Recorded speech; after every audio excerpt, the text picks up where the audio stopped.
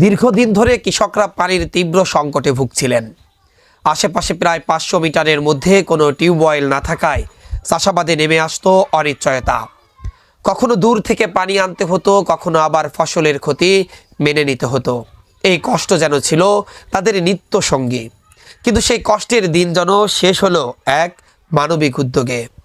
কৃষকদের দুর্ভোগ দেখে হৃদয় কেঁদে উঠল মানবিক মানুষ উজ্জ্বল আলীর।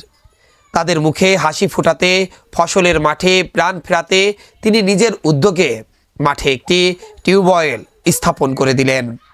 নতুন টিউবওয়েল থেকে পানি উঠতেই কৃষকদের চোখে আনন্দের ঝিলিক।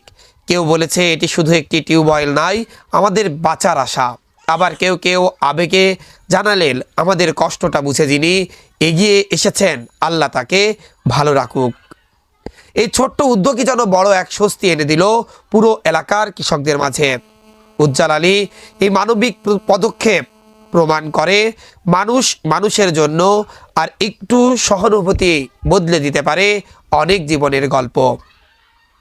এত সময় বলছিলাম ঝিনাইদহের শৈলকুপা উপজেলার সারুটিয়া ইউনিয়নের পুরাতন বাখরবা গ্রামের মানবিক মানুষ উজ্জ্বল আলীর কথা। পুরাতন বাখরবা গ্রামের মাঠের মাঝে প্রায় 500 মিটারের মধ্যে আশপাশে কোথাও কোনো পানির ব্যবস্থা ছিল না।